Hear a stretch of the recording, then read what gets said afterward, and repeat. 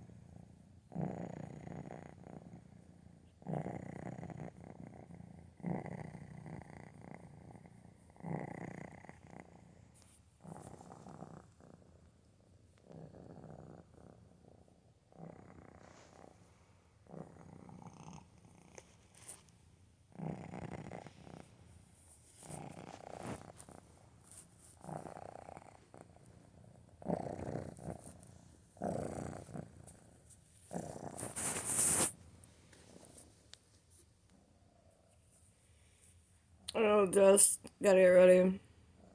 Step around. Start my day up. Word of advice for people with mental health issues. I decided that from now on, I'm not gonna look at the day like today's Wednesday. That's not how I'm gonna start my day. I'm gonna start my day by, instead of being like, well, what day is it? I'm gonna start my day off by what mood is it? Because if I don't start my day off by what mood it is, the day of the week don't matter. Like, what am I actually gonna accomplish?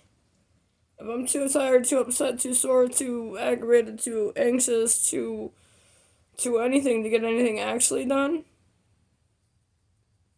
that's irrelevant. Like, some people look at it like, oh, well, you're lucky you don't have to work. They're lucky they don't have to have been through some of the things that I've been through.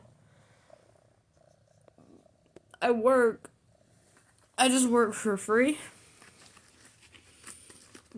But it comes at a personal challenge for me because I try to do too much. I do. And if you're like me and you don't work and you try too hard, you're obsessive and trying to get everything done, start your day off. What mood is it? Wake up and just be like, what are we dealing with today? How do I feel? And then just go from there. Because deciding that, well, today I'm going to do this and tomorrow I'm going to do this, it's been screwing me up for a long time. For a real long time. Because I can't get stuff done in the amount of time that I'm putting that pressure on myself. Oh, you gotta do this, you gotta take care of that, you gotta go here, you gotta go do this, you gotta get this done by then. And it screws me over every time. Because, like, I put too much on myself. I have inhuman expectations of myself to get stuff. This one time I used to stream a lot over Twitch. I told myself once then that I was going to inform my viewers how often I was smoking because I want to quit smoking. And every time I smoke and I'm on camera and I'm like thinking to myself, and I start having a mini panic attack because I didn't say how many cigarettes I smoked that day. Like, I still retain the fact that I said that and hold myself that accountable for something I said like 2 years ago. And it's something that I do that's toxic. I don't know if anybody else is having that problem, but it's something I do. It's personal. Like I said, my YouTube channel is about my experiences with mental health, about trying to help people along the way, regardless of where you're from. Because the things that I go through, it doesn't matter. It doesn't matter. You could be going through it too. And I'd rather help somebody if I can along the way. I'm pretty active on a lot of different sites.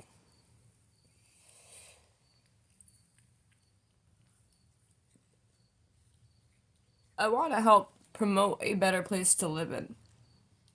I really do. Problem is, I, I used to work at a cookie factory. I used to work in a factory.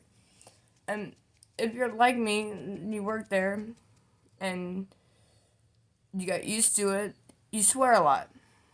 And I get to te preocupes with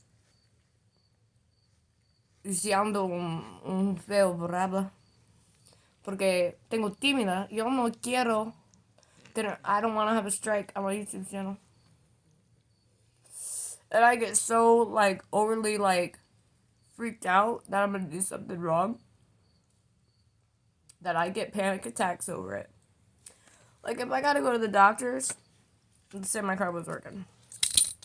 I know it takes 20 minutes to get from my house to Finley. If I'm driving myself, I'll be like, okay, you gotta be there by 12. That means you gotta leave at 11:30, so start getting around about 11 o'clock, 10:45. I'll get up at 9, start getting ready at 9:30, be done by 10 and leave. And then sit there because I'm too worried about being late.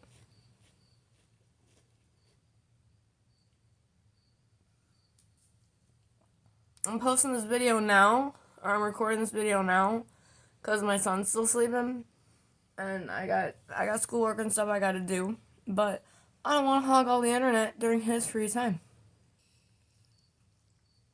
And I don't know if a lot of parents do that. I do. Because he wants to go play. I don't want to hog all the internet. I can boost my signal, because I'm a nerd.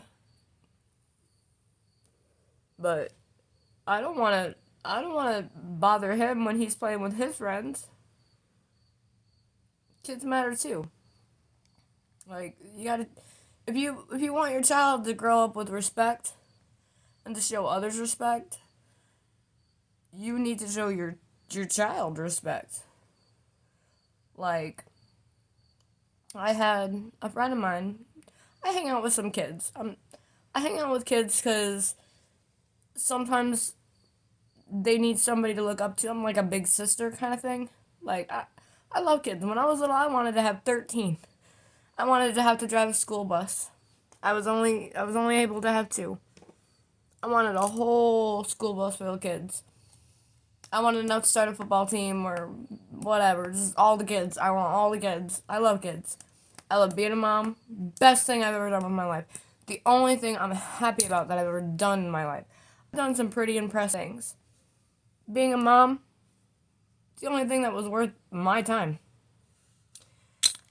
And I'm pretend mom for some other kids. Some of them I don't see anymore and I really miss. I really do. But, I mean, stuff happens. Parents don't get along no more, and I can't talk to them. But kids matter. Like, somebody talking to me, and they were like, it really bothers me that, I just walk in my room. I'm like, that's a problem. So, like, I try to show my son respect so that he knows what respect looked like. Because I didn't grow up being respected. And in turn, it taught me to allow other people to disrespect me. So, I show my son respect because he needs to learn it from somewhere. And I'm not saying his dad and his grandma don't show him respect. But it does start at home. It does. His grandma. Ooh, I love that woman. She's a hero of mine. I don't know how she knows some of the stuff she knows how to do, but like, she's smart. She's real smart, and she's so composed, and that's something that I admire because she can hold herself under pressure better than I can any given day of the week. And his dad, uh, man, ooh, there's been some times where I didn't know what I was gonna do. The DG in Arlington, right? I walked up there, and I was upset because I walked up there, and the machine ate my money. The people at the counter didn't understand at the time that I was hungry, I was tired, I'd walked up there, and I had to return home without food and without my money, and that was all my money I had. And I started getting not aggressive, but I started getting not confrontational either. I just started having a tone, like an attitude, and I didn't want to disrespect them like that. I didn't want to. In my opinion, even if you have mental health disorders, okay? Even if you are completely responsible for your actions. I just know that I can't control them at the time. So I just left the store. I left the store mad and aggressive and trying to not cause a scene because I don't like doing that, but I was really upset. So I had my cat. I had my son go in there, my son's dad to go in there and talk to him because he's got way better customer service. I was like freaking out. I went out. I sat on the ground. I just started crying, shaking. The next time I went into the store, the woman was working there, and I told her, "Look, I didn't mean any disrespect, and I'm sorry, but I can't help it. Like I'm disabled, right?" And I let her know, like, it's not you guys. I was just upset. And it's really cool. That's my favorite dollar store, man. That's my favorite dollar store by far. Dollar store in Genera or in Arlington, Ohio. You guys deserve way more than 5 stars. You guys are so helpful. Like, the stores always are clean. The employees are really nice, really easy to work with. It's not their fault of what had happened. And the next time actually that I went up there, they had a sign up that said, "Please do not take out your card."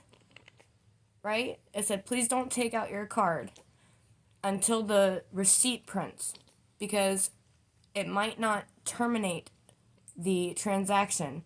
Don't listen to the voice, wait for your receipt because then the next person that comes in line might be able to use your account." They explained it. I was like, "Thank you so much for posting that sign." And she smiled and laughed and was like, "Yeah, that's..." And I was like, "I didn't know that was a problem." But the thing is I was too upset at the time. That's not her fault. That's not my fault. I can't control that. Like, I don't know if you noticed my voice, if you've heard me on other apps or sites. My voice gets all over the place, and it depends on my mood.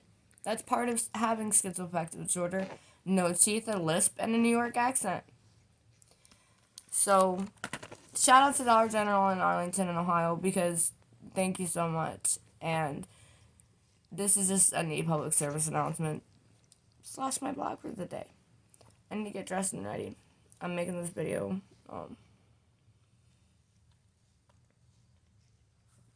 Peace.